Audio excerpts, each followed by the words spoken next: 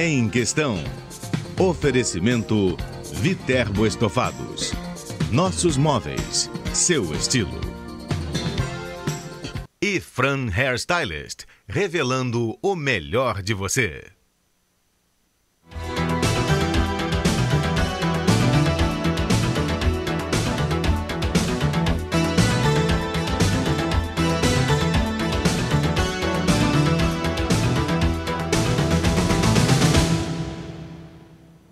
O Brasil vive uma contradição. Concentra o maior número de dentistas do mundo, 260 mil, de acordo com o Atlas Global de Odontologia.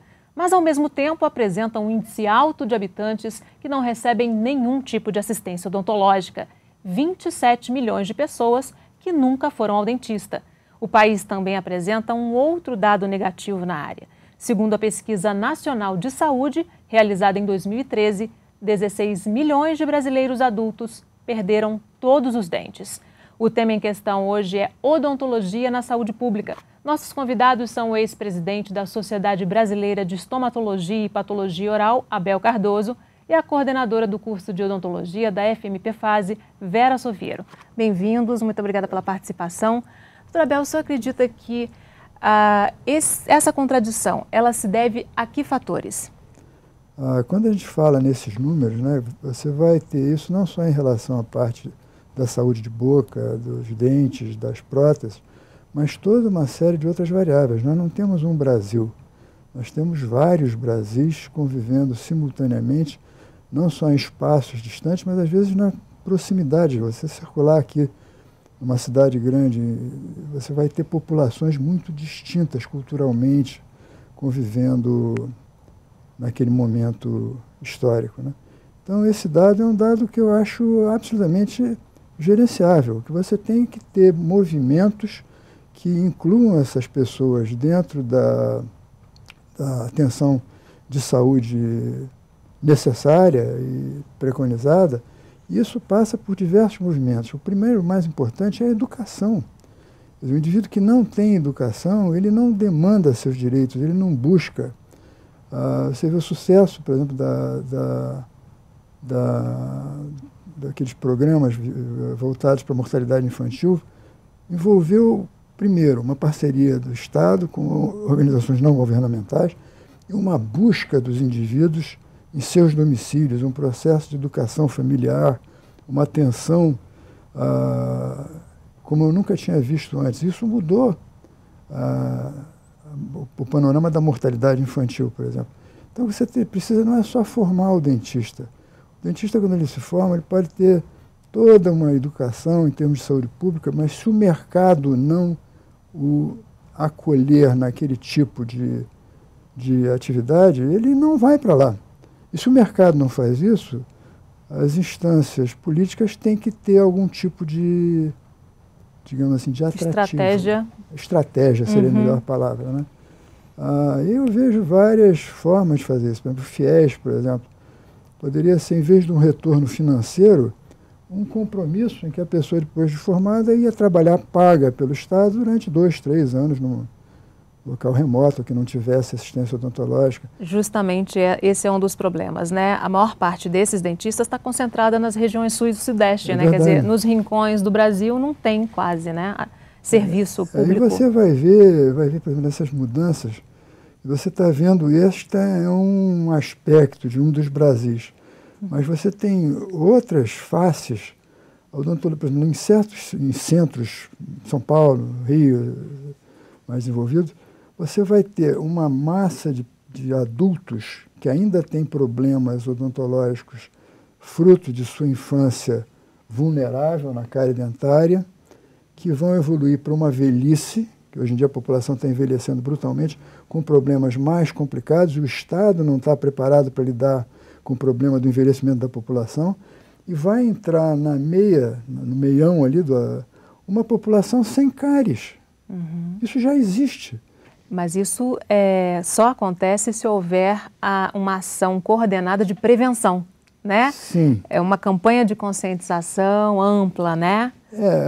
Da importância da saúde bucal. Por vários vieses, né? Você tem o trabalho com a família, com a criança, a parte educativa, mas tem por exemplo, E a odontologia, isso é uma coisa que a gente tem que reconhecer que foi fantástico, investiu muito nessa parte de prevenção, no sentido de aumentar a resistência do hospedeiro. Faz o que a vacina faz. Você não vai acabar com o vírus, ou lá o que seja, você aumenta a resistência do hospedeiro. Então, na hora que você vota uma lei que autoriza a fluoretação das águas de abastecimento, lá no Rio de Janeiro, a água fluoretada vai na Vieira Soto e vai no alto do Pavãozinho. Isso tem um alcance social enorme.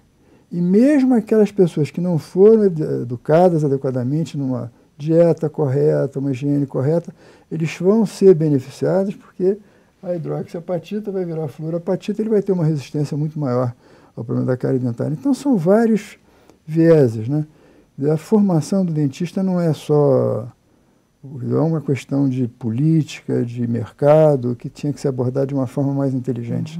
Vera, normalmente o aluno, ele pensa em montar o consultório, né? É aquela a visão mais até poética da profissão, né? O ter o próprio consultório, poder administrar a vida dele. E não se pensa muito no serviço público, que hoje é um dos maiores empregadores, né? Nos últimos anos, o Ministério da Saúde, com esse programa, principalmente da Estratégia de Saúde da Família, e com um projeto grande de odontologia, que é o chamado Brasil Sorridente, abriu bastante o campo para a odontologia na saúde pública.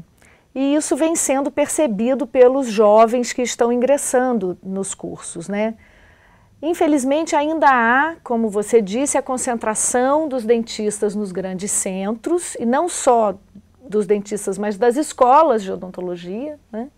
E com isso, não há, assim, aliado a isso, não há um estímulo, uma motivação para que esses profissionais busquem outras regiões. Eu acho que a gente está num caminhar, então alguma coisa já modificou. Então a gente já tem a inserção bem maior do dentista no serviço, né? Aqui em Petrópolis, por exemplo, são 40 e poucas, talvez 45 equipes de saúde da família, em mais de 20 delas com dentista, né? O ideal é que fossem todas, mas isso está num caminhar. Então eu acredito que a saúde pública ainda vai receber uma boa parte dos novos dentistas, né? Eu acho que as duas atividades, inclusive, não necessitariam ser excludentes. Sim. Você poderia ter formas de atuação em tempo parcial numa, em tempo parcial noutra, que na realidade é uma complementaridade que até acrescente, digamos assim, uma visão mais rica para um lado e para o outro. Né? Eu acho que você poderia ter, digamos, por exemplo, agora tem um grande hospital no Rio de Janeiro que está passando por um problema, uma fase não muito boa, mas uma agenda de cirurgias atrasada por força de falta de anestesistas, que não se dispõem a dar as 40 horas solicitadas. Sim. Por um salário que, no mercado do Rio de Janeiro, eles têm multiplicado por N vezes. Mas talvez dessem um dia ou dois por semana. Pelo prazer de estar trabalhando naquele hospital que vai trazer uma experiência, um enriquecimento. Então falta essa flexibilidade de esquemas. A nossa legislação trabalhista é muito rígida, né? A Vera tocou num ponto importante, que foi a inclusão dos dentistas nos programas de saúde da família, né? Qual foi a importância na sua visão? Eu acho que o programa de saúde da família, na minha visão, é de um observador, não é de alguém da área. É muito positiva. Eu acho bastante positiva. Eu acho que a gente vai ter que aprender, né, a se integrar em equipes. Esse é outro desafio, né? Mas eu acho que é uma mudança bastante positiva. Aqui na faculdade, o curso de odontologia, ele justamente vai ter essa integração grande com o serviço público, né? Sim, com certeza. A FMP Fase já tem um vínculo muito sólido com a Prefeitura de Petrópolis no que diz respeito à assistência em saúde. Então a odontologia vem compor, né, com os demais cursos e, enfim, a gente tem dito que a odontologia vem cobrir uma lacuna que existia em relação à saúde bucal. Então, eu acredito que a gente vai, no planejamento do curso, né, está prevista a inserção do aluno em todas as vertentes, enfim, do serviço ligado ao SUS e também no programa de saúde da família. Inclusive das equipes, né, da cidade de Petrópolis, 5 delas são próprias da FMP Fase, né? E com certeza o aluno vai ter a oportunidade de vivenciar todas essas práticas e de maneira integrada aos demais cursos. Então, essa é uma intenção, né, um planejamento muito claro dentro da estrutura do curso, para que a gente chegue a um profissional que tenha uma formação com o que há de mais recente, moderno, um ensino aliado à tecnologia, mas que também seja capaz de usar o aprendizado, usar as evidências científicas e o que há de mais atual no ambiente da saúde pública. A universidade é um espaço de excelência, de busca de conhecimento, mas ela é, acima de tudo, uma formadora de pessoas. Isso está sendo perdido, porque você hoje, com uma política de publish or perish da CAPES, você quer produção, publicação, é o que pontua. Sim. E eu não sei se você está produzindo tanto conhecimento, você está produzindo muito trabalho, mas com certeza você está prejudicando alguns aspectos da formação das pessoas, porque os melhores quadros, às vezes, não se interessam pela graduação. E é um trabalho que eu acho que é fundamental, ele é central na atuação universitária. Produção do conhecimento, claro, é um desafio. Você tem que estimular o sujeito a ser criativo. Se você não for criativo e curioso, você vai ser um burocrata da pesquisa. Sim. Você vê, por exemplo, Fleming e a penicilina. O que aconteceu naquele momento? Ele estava fazendo um trabalho de pesquisa com cultura de bactérias. Em determinado dia ele teve algumas placas contaminadas. Se ele fosse um pesquisador burocrata que está ali para produzir um trabalho, diz, perdi. Jogava no lixo e acabou. Se ele não estava ali para produzir um trabalho, ele estava ali com uma curiosidade viva. O que aconteceu? Foi um fungo. Qual foi o fungo? Isso que aconteceu in vitro, será que acontece em vivo? Então, o indivíduo que está vivo, isso está... Eu não sei, a curiosidade é que move a ciência, né, Abel? Nós vamos fazer um rápido intervalo. No próximo bloco, a gente continua falando sobre odontologia na saúde pública. O Em Questão volta em instantes. Até já.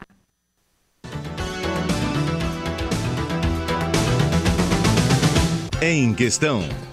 Oferecimento Viterbo Estofados. Nossos móveis, seu estilo. E Fran Hairstylist, revelando o melhor de você. Em Questão. Oferecimento Viterbo Estofados. Nossos móveis, seu estilo. E Fran Hairstylist, revelando o melhor de você.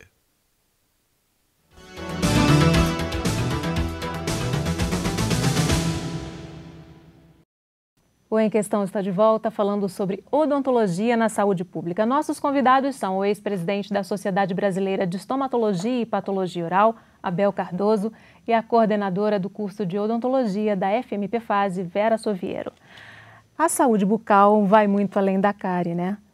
Quais são os cuidados que o dentista tem na hora de avaliar a saúde do paciente?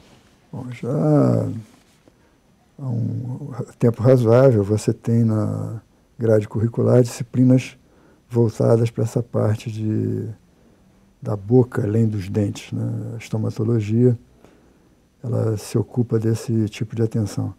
E os alunos são formados em todas as faculdades. O que eu acho importante, e nesse sentido a gente sempre aflora como uma doença que deve ocupar um espaço especial nessa prevenção ao câncer de boca, né? Que não é suficiente você trabalhar a área de domínio cognitivo. Isso é uma coisa que eu tenho muito clara na minha você não muda comportamento com conhecimento. Você, no processo de ensino-aprendizado, você trabalha 3 áreas de domínio. A área de domínio cognitivo, a área de domínio psicomotor e a área de domínio afetivo ou atitudinal.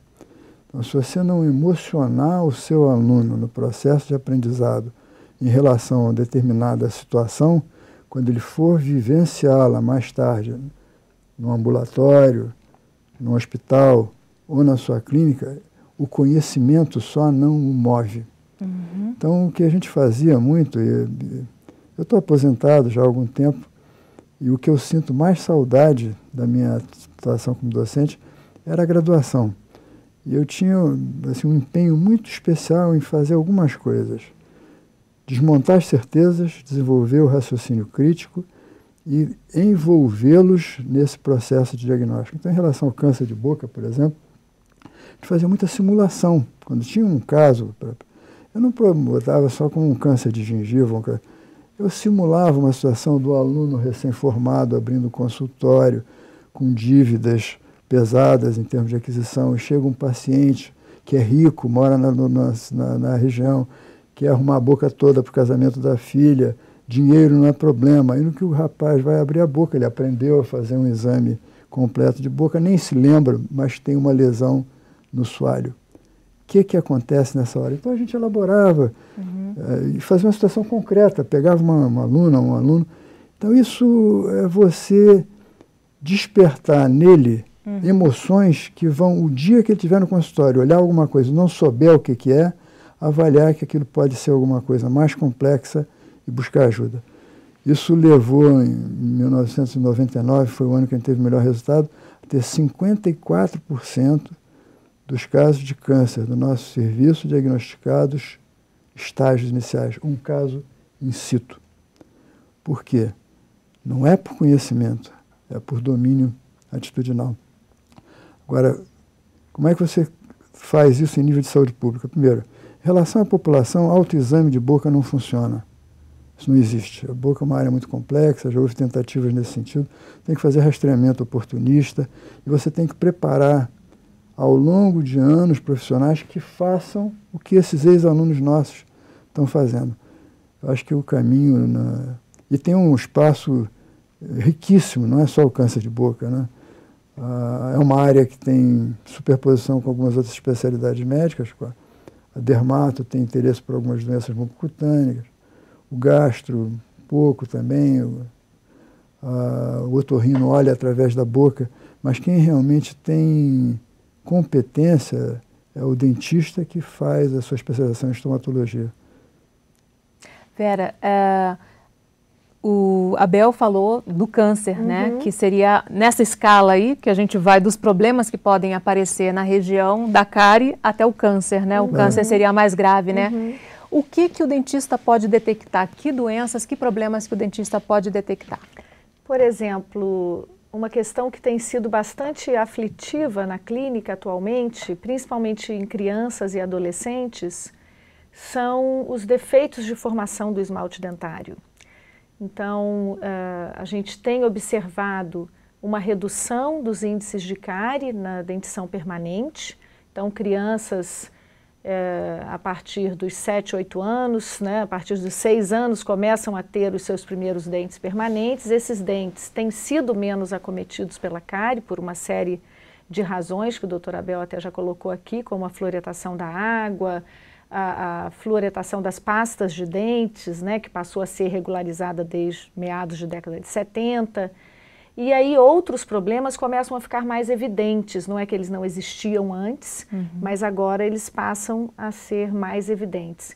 E em populações de crianças e adolescentes de mais baixo índice de cárie, os defeitos de formação do esmalte podem gerar necessidades de tratamento significativas e de alta complexidade. E o diagnóstico é importante, né? Porque não é raro que a gente se depare com diagnósticos equivocados, né? Diagnóstico de um defeito de formação de esmalte como se fosse um processo carioso. E são situações diferentes e que muitas vezes precisam de condutas diferentes. Então o diagnóstico ele certamente vai além do diagnóstico da cárie, né? E no caso das crianças e adolescentes que estão mais diretamente ligados à ao meu campo de atuação, né? Eu diria que atualmente os defeitos de formação do esmalte dentário têm sido um grande desafio. Abel, você colocou para a gente no intervalo que os casos de câncer de boca geralmente são detectados já numa fase mais avançada, né? De uma forma geral ainda. Isso. Isso se deve ao fato da população ir pouco, não ir com frequência? Não. É uma série, isso tem uma árvore de razões. Que a primeira é quando a pessoa tem um problema na boca, ele acha que aquilo é autorresolutivo. Uma afta, um machucadinho, coisa que vai ficar bom, ele dá um tempo. Depois ele, quando já passou um tempo razoável, ele não sabe quem procurar. É um dentista ou é um médico? É um dentista de que especialidade? É um cirurgião, periodontista, estomatologista, ele nem sabe o que é. Um médico, um dermato. E ele procura alguém. Esse alguém, em geral, não valoriza, porque o câncer de boca, nos seus aspectos mais iniciais, ou é uma lesão vermelha, ou é uma lesão vermelho-branca, o mais comum, ou é uma lesão branca, mais vermelho-branca ou vermelha, que é um aspecto comum a 200 outras. Então... Precisa da especialização mesmo para conseguir identificar, né? É muito difícil, é difícil, entende? Você tem coisas, às vezes, sutis, até mesmo para quem tem um olho afinado. Então, o que fica, procura um médico, por exemplo. O médico acha que o afta é candidíase. Aí aquilo trata, aí o paciente cansa, procura um outro. Vai no dentista. O dentista descobre algumas coisas odontológicas, faz as coisas odontológicas, muda um creme que ele estava fazendo por um bochecho e não resolve. Aí volta para um médico, o médico pede um exame de sangue, exame de urina, não sei lá o que, muda, dá um antibiótico. Aí vai para outro, dá um anti-inflamatório. E o tempo passa. Até chegar no especialista? Até a lesão assumir uma característica que um generalista olha assim, isso está com uma cara estranha, esquisita. E aí ele busca ajuda. E esse tempo perdido, parte é por causa do paciente, parte é por causa dos profissionais, ele às vezes faz toda a diferença em termos de resultado, porque é uma coisa que é duro a gente admitir, o tratamento do câncer, ele não é sofisticado, ele é extremamente limitado. E agressivo, né? E grosseiro. A gente tem que lançar a mão desses instrumentos, que são os que a gente tem, mas eles não são eficientes. Então, se você pega uma lesão no início, as chances são melhores. E tem um complicador na boca. É um fenômeno que é chamado, em inglês, de field cancerization, que é cancerização de campo.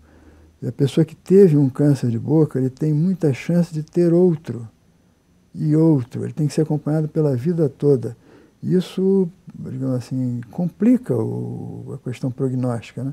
É uma atenção muito especial e um problema complicado. Vera, vamos falar da relação da boca, da saúde bucal com o organismo? Se essa saúde não está ok, a pessoa pode ter outras complicações, né? Sim, né? Tem o velho ditado que diz que a saúde começa pela boca, né? É um pouco... enfim, é verdadeiro, né?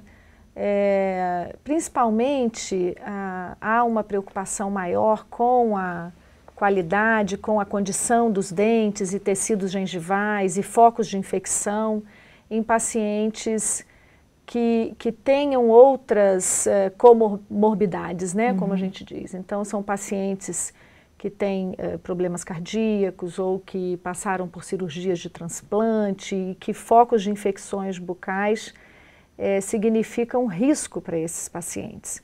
Então, pacientes, por exemplo, que necessitam se submeter a cirurgias cardíacas, eles têm que passar por uma avaliação bucal e não podem entrar em cirurgia com nenhum foco de infecção, ou pelo menos não deveriam, né?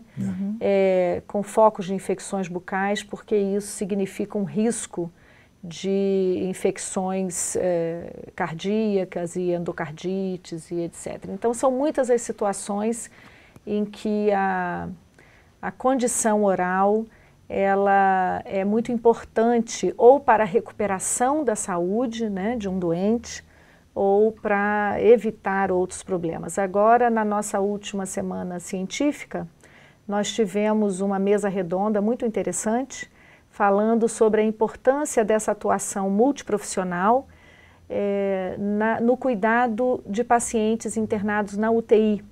Então, há evidências científicas que mostram que a profilaxia oral reduz significativamente os índices de pneumonia, né, de infecções por pneumonia em pacientes internados na UTI. O broncoaspira, né?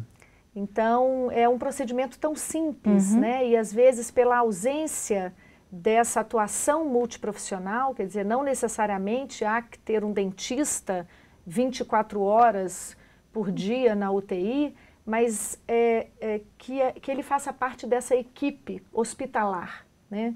Essa é uma outra questão também que está prevista no nosso curso, já que a gente tem à disposição o Hospital Escola, né, o Hospital de Ensino, que a gente propicie essa vivência no cenário hospitalar. Então, incluindo essa prática de cuidado oral, quer dizer, que é um benefício para a formação profissional do cirurgião dentista, mas para a assistência também que está sendo oferecida às pessoas, né, a população que busca, né, a população que busca pelo serviço do hospital.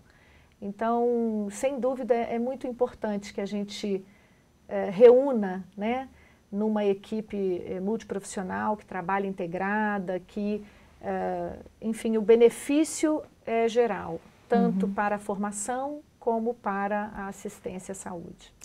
Abel, falta uma consciência mesmo dessa importância da saúde bucal para o todo do organismo, porque geralmente, inclusive depois a gente vai falar um pouquinho sobre terceira idade, a saúde bucal é a última coisa que se pensa, né? Se pensa no derrame, se pensa na hipertensão, no problema cardíaco, ninguém pensa muito na saúde bucal desse idoso, na saúde bucal do paciente, né? Por que isso? É cultural a gente não valorizar os problemas da saúde bucal? Não sei, é difícil aí, qualquer coisa que eu diga vai ser uma sacação, né?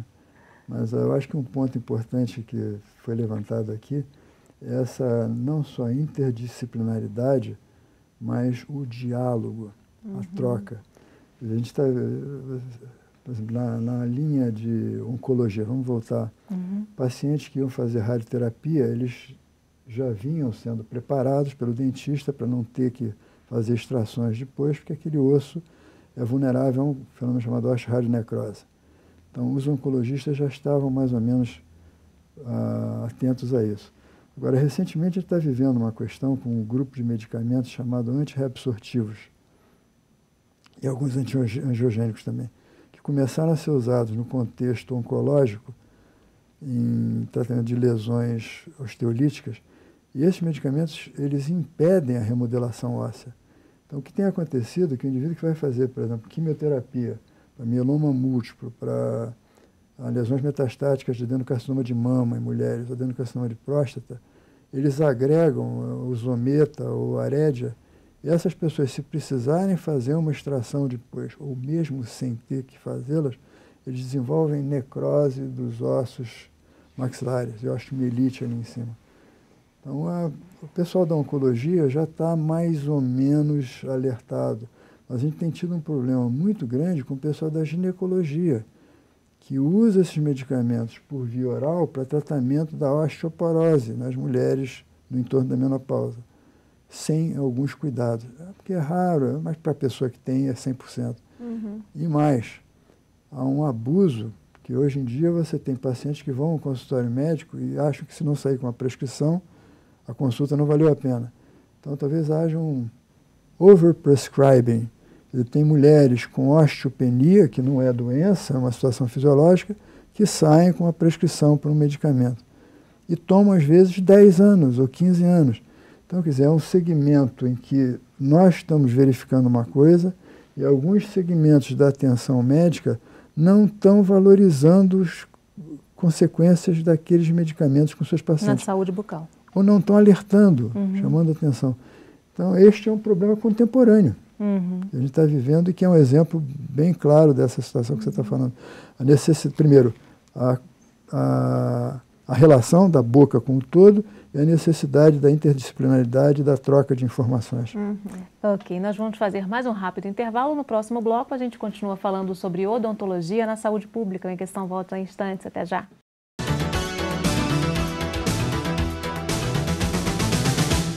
Em Questão. Oferecimento Viterbo Estofados. Nossos móveis, seu estilo. E Fran Hairstylist, revelando o melhor de você. Em Questão. Oferecimento Viterbo Estofados. Nossos móveis, seu estilo. E Fran Hairstylist, revelando o melhor de você.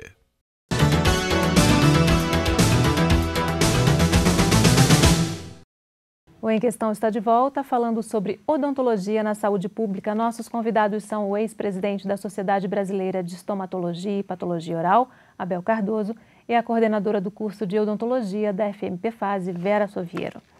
Vamos falar um pouquinho, então, da terceira idade? Quais são os cuidados especiais que esse público precisa no que se refere à saúde bucal? Bom, a situação da terceira idade ela é uma situação, eu acho, extremamente complexa. Terceira idade, porque eu já estaria classicamente na terceira idade, mas eu estou aos 74 anos cuidando de um pai com 102. Então essa realidade demográfica mudou. E eu acho que isso vai ser um problema de saúde pública muito grave. Nós temos uma população de velhos enorme e não temos recursos nem materiais, nem humanos para lidar com essas necessidades particulares. O problema do idoso é que o idoso atual é aquele adulto que teve problemas dentários e ele evolui com perdas, com próteses. E você tem que lidar, eu acho que você pode ter parâmetros, digamos assim, de média, mas você tem que agir na singularidade. Por exemplo, tem atuações que você jamais faria num adulto jovem que você vai fazer numa pessoa. Você falou em bocas edentadas nos banguelas do Brasil. Tem muito idoso próximo de uma fase pré-Alzheimer, entrando num quadro demencial. Às vezes o dentista tem que ter uma atitude muito mais radical do que teria num adulto jovem. Porque é melhor você tirar a doença e do que ter aquela pessoa depois sujeita a fazer um abscesso, uma celulite, uma infecção, lá o que seja, no momento em que a saúde esteja muito mais grave, às vezes fazendo uma anticoagulação ou com problema cardiológico, ou o que seja. Então, são necessidades especiais. A analogia que eu faria em relação à sua área, a odontopediatria. Houve uma época que o dentista de crianças era um indivíduo que botava uns bonequinhos no consultório e se dizia dentista de criança. A criança não é um adulto pequenininho, ela tem necessidades absolutamente próprias e problemas singulares. A Vera falou naquele momento a respeito dos problemas de esmalte. A gente teve chance lá na faculdade de diagnosticar não para o esmalte, para a dentinogênese perfeita, a osteogênese imperfeita, a partir da dentinogênese imperfeita, em família com 5 filhos, e nunca ninguém tinha chamado a atenção que havia uma doença genética, cada parto, aquela mãe ia gerar uma criança com uma doença grave. Então, quer dizer, uma formação específica. O idoso, isso está começando agora. Eu acho que, inclusive, quando a gente, voltando ao começo dos mercados, dos estímulos, essa é uma área que eu acho que deve ser muito atraente para profissionais jovens, porque vai haver uma demanda especializada, imensa. Mas você vai ter que ter nesse profissional, primeiro, sensibilidade, ética e a empatia. Ele tem que se colocar no lugar daquela pessoa, o que é melhor para esse indivíduo neste momento da sua vida. E o mesmo problema pode ensejar soluções todas. Não existe regra que você possa... Um dos problemas muito comuns na terceira idade são os problemas de mastigação, né? Sim. Muito em função também de próteses mal ajustadas, né? Porque é uma geração que não passou por essa prevenção que a geração atual está passando. Muitos tiveram as perdas em função do tratamento não preventivo, né? É verdade. Então, acaba reverberando em outras áreas da saúde por causa desses problemas de mastigação, né? É verdade, é verdade. Mas, na realidade, você, para resolver um problema protético num indivíduo desse, seria uma situação tão complexa Prótese sobre implante, muitas vezes nem pensar. Você deslocar uma pessoa dessas é uma complicação. São situações novas que a gente está vivendo. E eu fico imaginando em famílias que não têm recursos para ter um cuidador, ter um auxílio mais próximo, como é que eles vivenciam isso. Por isso que eu acho que isso é um problema de saúde pública. Com certeza. Você vai ver idosos abandonados. Você fala de saúde bucal, sujos, não limpos. Quem troca a fralda daquele idoso? Às vezes os filhos têm que sair para trabalhar. Acho que é uma questão que vai muito além do problema da prótese. A gente tem que pensar de uma forma muito mais séria a respeito desse problema. Eu acho que é um problema grave. A parte da pediatria foi muito bem equacionada, está muito bem encaminhada. E existe uma simpatia pela criança. A criança é a esperança, ela é bonita, ela é engraçadinha, ela pesa pouco. Você trocar uma fralda, dar um banho numa criança, é fácil. Você pegar um velho ou uma velha rabugenta de 90, 100 anos, trocar uma fralda, dar um banho, às vezes a pessoa reclamando, sendo agressiva, é muito complicado. É toda uma situação nova que a nossa sociedade vai viver e eu não sei por onde isso vai caminhar. Vera, você também vislumbra esse quadro agora com o envelhecimento da população? Há essa demanda realmente para um profissional especializado na saúde bucal para a terceira idade? Sim, com certeza. Inclusive, atualmente a gente tem uma população idosa que passou por perdas dentárias significativas, né? Mas em pouco tempo a gente vai ter uma população idosa que conseguiu manter, se não todos os dentes, boa parte deles. E aí a gente começa a ter novos problemas, né? Quer dizer, no idoso, a cárie dentária, ela é diferente, né? Quer dizer, no idoso é mais comum que se observe cárie radicular, né, que afeta as raízes dos dentes, que com a idade tendem a ficar, né, a gengiva tende a sofrer uma retração, expor parte da raiz, e essa raiz exposta, ela é muito menos resistente do que o esmalte que cobre a coroa dos dentes.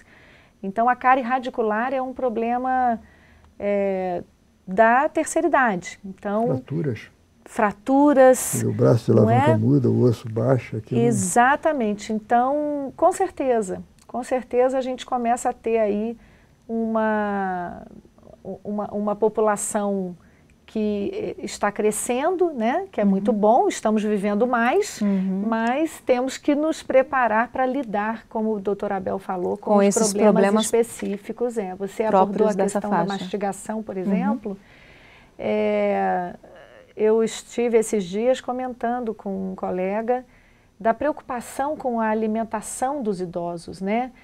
Que pode ser também em função de uma dificuldade mastigatória, ou porque eles já são mais lentos, eles têm menos mobilidade, menos força de vontade. Então, ao invés de prepararem uma refeição, eles tomam um copo de leite, um biscoito de água e sal, e a gente vê, inclusive, desnutrição nos idosos, às vezes não por falta de condições de cuidados, mas acontece. Então, acontece em todas as camadas sociais, educacionais, culturais, né? Sabe o que está me ocorrendo? Está lembrando aquela contrapartida das crianças em que eles levavam aquela farinha para aquelas famílias com suplementos, o processo de reidratação. Da desnutrição infantil, né? Uma mistura. Multimistura. Isso. A multimistura. Multimistura. Isso. Tem que inventar uma multimistura para o velho também. Certamente, Isso tudo é novo para a sociedade, né? É muito novo. Vamos falar um pouquinho sobre a evolução da odontologia nas últimas décadas e como vocês enxergam o futuro da odontologia? Olha, a odontologia ela tem uma raiz comum com a cirurgia, né, na medicina. É uma origem não nobre. Ela começou no barbeiro. Naquela época, num determinado momento, a medicina tinha uma vertente mais prestigiada, que era a clínica médica, e o indivíduo que levava uma facada na barriga, quebrava a perna, precisava extrair um dente, não era o médico que fazia, era o barbeiro cirurgião. Então a odontologia começou por ali. E muito tempo foi exercida de uma forma muito primária, extrações, próteses às vezes precárias, mas ela veio incorporando depois, num determinado espaço de tempo, técnicas de tecnologia de materiais, muitas pesquisas lá com o pessoal da COP. Então, hoje em dia, você tem hoje próteses inteiras feitas em CAD/CAM. Mas isso tudo, quer dizer, houve uma curva exponencial de qualidade que deve ser perdida.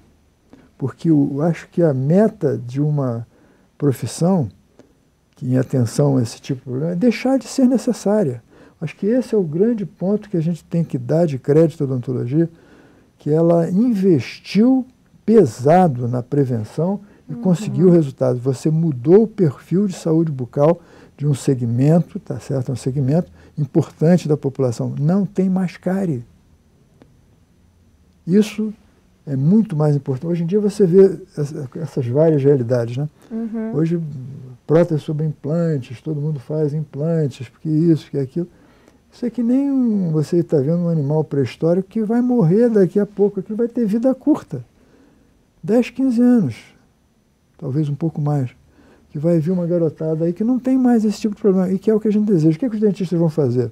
Prevenção. Odontologia hospitalar, odontopediatria não acaba nunca, periodontia, estomatologia. Odontogeriatria. Odontogeriatria vai crescer durante algum tempo, depois vai mudar também. Então a gente tem que ter essa visão da dinâmica. O espaço, espaço e o tempo se misturam de uma forma muito confusa, e você tem que ter assim, serenidade de olhar um pouco à frente e se antecipar. Então eu acho que dentro desse conceito, a inserção da odontologia. E na Europa você tem países que a odontologia é uma especialidade médica. Quer dizer, é melhor por um lado. Por outro lado, a odontologia técnica perdeu muito. Haja vista a quantidade de dentistas brasileiros que foram para Portugal e se deram bem. Não importa, a odontologia é uma área de atuação na atenção e prevenção da saúde. E ela vai se encontrar nesse espaço, já está se encontrando muito bem, e há às vezes necessidade de ajustes, né? Como agora nesse momento o diálogo com a ginecologia está um pouco difícil, mas a gente já tem aberto canais, quer dizer, nesses anos todos de estomatologia, a gente está vendo coisas inimagináveis em termos de cooperação, diálogo, mútua ajuda, muito positiva. Vera, durante um certo tempo, o dentista era aquele profissional que gerava um certo medo, né? Ir ao dentista, aquele barulhinho do motor, porque as pessoas já chegavam no dentista quase sempre com problemas de cárie, né? Essa ênfase na prevenção, que o Abel falou, está mudando esse quadro, né? Vamos chegar ao momento em que ir ao dentista vai ser uma coisa muito tranquila. Eu espero que sim, que seja sempre tranquilo. Mas, na verdade, essa mudança, ela aconteceu tanto pelo investimento, né, na prevenção, mas também por uma mudança na formação. Então, a odontologia, ela nos últimos 20, 30 anos, ela passou por uma mudança de conduta muito grande. Então, a odontologia hoje ela é muito menos invasiva do que antigamente, muito pelos materiais disponíveis, né, que evoluíram, mas também muito por um melhor entendimento, especificamente em relação à cárie dentária, por exemplo, devido a um melhor entendimento do processo carioso. Então, quando a gente observa a diminuição nos índices de cárie, essa diminuição ela acontece por dois fatores. Por fatores ligados a medidas preventivas e também por uma odontologia menos invasiva. Muitos dentes ou superfícies dentárias que seriam consideradas cariadas há 20 anos atrás e que receberiam tratamento operatório, hoje não recebem mais, porque o processo carioso passou a ser melhor entendido e compreendido nas últimas décadas. Então, a odontologia é bem menos invasiva, ou seja, ela preserva mais os dentes. Então, isso também foi e vem sendo muito importante nessa mudança do perfil epidemiológico da população. Porque, então, hoje é muito comum, eu tenho inúmeros pacientes, né, que eu acompanho desde bem pequenos, não só no consultório, mas também na universidade. E manchas nos dentes, pigmentações, pequenos defeitos que passariam por procedimentos invasivos no passado e que hoje são apenas monitorados. Então, essa criança chega à adolescência com os dentes inteiros e perfeitos e a tendência é que a gente vá atingindo uma população adulta e mais idosa com os dentes mais preservados, né? Por medidas preventivas e também por uma terapêutica menos invasiva. Então, eu acho que a odontologia, ela avançou nesses dois aspectos. Ela avançou do ponto de vista tecnológico, e aí eu acho que na questão diagnóstica, não é, doutora Bel, a parte de imagem, né, radiologia e ressonância, que foram avanços também para a medicina e para a odontologia. Então, tem uma parte tecnológica importante, mas tem um avanço que não é tecnológico, pelo contrário. Né? Ele eu brinco assim, que a principal ferramenta do dentista é uma ferramenta muito simples e muito barata, que é a escova de dente. Então, eu acho que a gente passou a valorizar mais essa ferramenta nas últimas décadas. Infelizmente, nosso tempo terminou. Eu agradeço muitíssimo a participação dos nossos convidados e a gente tem um encontro marcado no próximo Questão. Espero você. Até lá.